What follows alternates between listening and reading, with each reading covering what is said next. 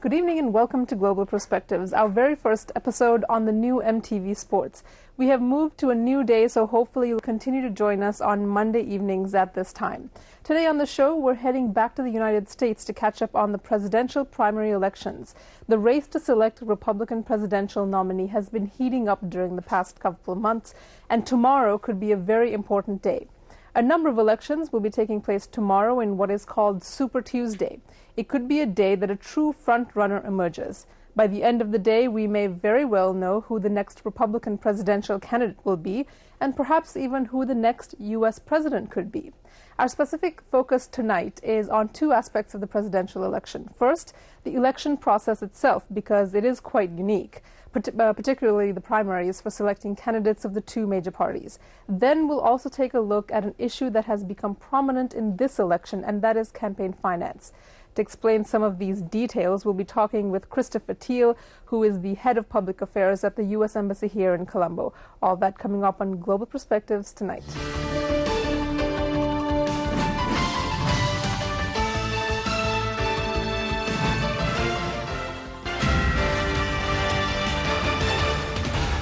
The last time Global Perspectives did a show on the 2012 U.S. presidential election was when the campaign had just begun.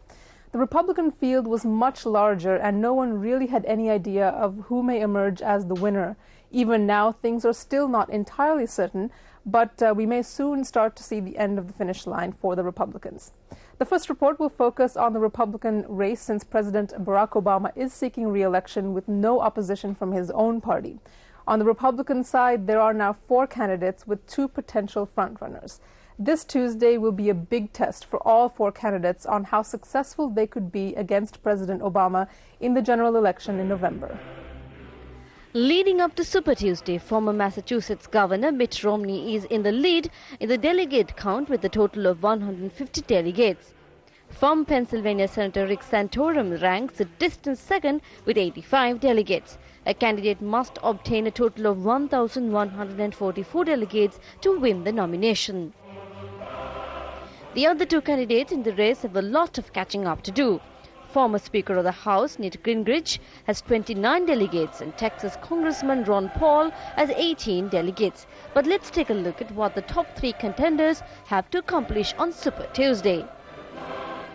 For Gingrich, he needs to at least win his home state of Georgia. If he doesn't, it could be the end of the race for him. Many are expecting Romney to do well in 4 of the 10 states voting on Tuesday, including his home state of Massachusetts and 2 of its neighboring states. He is also expected to win the state of Virginia almost by luck, because Santorum and Gingrich were unable to qualify for the ballot. Santorum has a chance to make a good showing in the states of Tennessee and Oklahoma, but the real test between Santorum and Romney will be the Midwestern state of Ohio. It has a big delegate count of 66, but the state is also crucial when it comes to the general election. No Republican candidate has ever won the presidency without winning Ohio. None of the 4 candidates have indicated any willingness to drop out of the race yet, but that may change once the results of Super Tuesday start coming in. Reporting for Global Perspectives, I'm Arundhati Mudanayaka from the News First International Desk.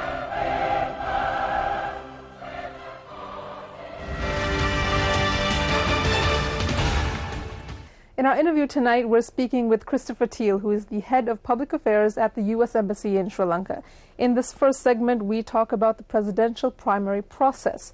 How are presidential candidates selected from the 2 major parties? What factors come into play in this state-by-state contest to win the most delegates? And who exactly are these delegates and superdelegates? Here's a closer look. Well, Chris, thank you very much for joining us on Global Perspectives and taking your time out to be with us. Sure. Really appreciate it. As you know, we're talking about the U.S. elections that's going on and trying to understand the process a little bit better, because it is a unique one, and not many of our viewers may understand exactly how things work over there. So currently the primary process is going forward. So I was wondering if you could help us understand exactly how that process works before we get to the general election in November. Sure, absolutely. No, it is a very complicated process, and you have to remember this is an evolution that we've had now over 200 years. We really started this process in the late 1700s, and so the system we have now is really the inheritance of that. I think it's also important for viewers to understand that it's a very decentralized system, unlike most countries where they're just national elections and you have the popular vote, winner take all, and the president can be quickly announced as a result. Our system is decentralized by the 50 states, and also you have right now, with the primary season going on, you have both parties, the Democrat and Republican Party, would be vying to present their candidates going forward. Now, in the Democratic Party, President Obama is running basically without any competition, and so he will be the nominee for the Democratic Party. And so what you're seeing in the primaries and caucuses that are going on, that started in January and will be running for the next month or so, it's the Republican Party and the four major candidates that are left right now running to determine who among them is going to be the Republican nominee. You mentioned the primaries and the caucuses. Can you describe the difference between those two? Sure. I think a lot of viewers would recognize a primary as normal elections they have in most countries. And so you go on election day, you go to a booth, you have your ballot, and you vote for your person of your preference. In the U.S. system, obviously, we start off with a state like New Hampshire, which had the first primary. And so voters in New Hampshire that are Republican Party voters would go in and vote for their party candidate. But again, this goes back to the strange nature of our system a little bit, because some states have what they call open primaries, and some have closed primaries. And closed primaries is only for the party members to vote. So Republican Party members would vote in the closed primaries. In open primaries, in contrast, you've got people that can vote really from any party, as long as you're a registered voter. And we've got over 100 million registered voters across the country. So when one particular state has its open primary, you could be a member of the Democratic Party but still vote in that primary. So a little over half of the states have a primary system. And right now in this election cycle, I think there are 21 states that have a caucus system. Caucuses are very different. They are a unique animal, and they really go back to a time from the British colony when people would have town hall meetings and get together and discuss issues and then come to a consensus. And so Iowa is the first state, of course, in the U.S. that has a caucus, and it does that in January. And what happens is people gather in their homes, they'll go to schools, they'll go to public places that are registered as caucus sites, and the different candidates will urge their supporters to go. They'll have a debate. There's a public discussion about each candidate and the pros and cons and issues. And at the end, they vote. And the votes, either in the caucuses or the primaries, essentially go to support the delegates who will finally go to the national conventions later in the year. Okay, so now the next point you bring up is, of course, the delegates and the super delegates. Who are these people? So can you explain that to us? No, exactly. Again, this is sort of the second phase of the process. So when people vote in their individual states and one person wins, for example, they send a certain number of delegates to what will be the national convention. And the national convention in this year for the Republican Party is going to happen at the end of August in the state of Florida. For the Democratic convention, it will be in North Carolina, and that'll be in the month of September. And so each candidate that wants to become president, wants to become their party nominee, has to get a certain number of delegates in order to win the national convention.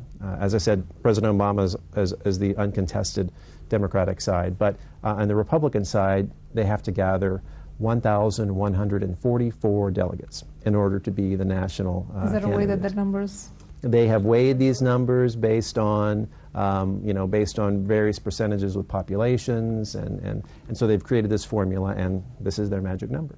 And so that includes the delegates that you've had from each of the states that go and represent each of the states at the national convention. And you mentioned superdelegates, which is a unique blend as well. These are people who are elected politicians, for example, or in the case of the Republican National Party, they're high-level officials within the party, and they also have a vote independent of what the various voters in each state had to say.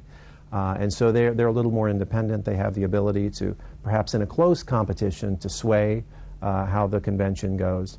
But frankly, over the last several decades, it's really been the voters, as each of the candidates goes state by state, trying to convince the voters of the importance of supporting them.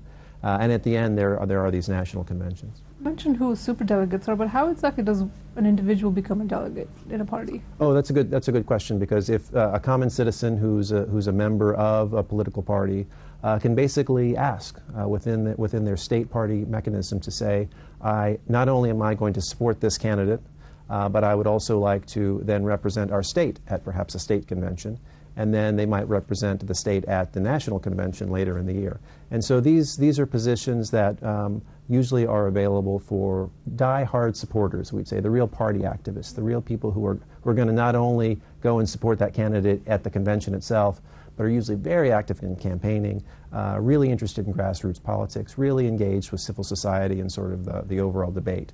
And so when you watch the conventions, they're always televised. You see these crowds and the people with the big placards behind every state that they're with, and they get very excited and very animated. So these are people who really live and breathe politics. Before we go on to some of the other areas, you mentioned how Obama is not being contested this time. Right. Does that normally happen with incumbent presidents, or have there been situations in the past where the incumbent president has faced opposition or competition from his own party? No, absolutely. Sometimes there are wings within parties. We have the two major parties, and obviously since they encompass really most of the political dialogue, you have various wings within both of those parties. And while it's not necessarily common, it's also not uncommon to see different wings basically trying to oust maybe the sitting president. We saw in 1992, for example, in the Republican primaries, Pat Buchanan ran against sitting President George Bush. It happened also in 1980 when you had Senator Kennedy running against Jimmy Carter, who was at the time the sitting president. So while most of the time it's pretty common that the incumbent president, if they're looking to run for their second term, and we're constitutionally limited to 2 4-year terms, normally if the president's done well and has the support of the party, they run uncontested. But there are times when there is discontent within the party. And often if you look at the track record, when there is that discontent, 1980, Carter had an opponent within the party and then he lost the general election. 1992, Bush had an opponent within the party and lost that year to Bill Clinton. And so that's usually not a good sign within the party if there's a lot of discontents within that are willing to go against the sitting president. When we watch the news, obviously, a lot of the media focus, if there's an election in the state, it gets really hyped up, and then all these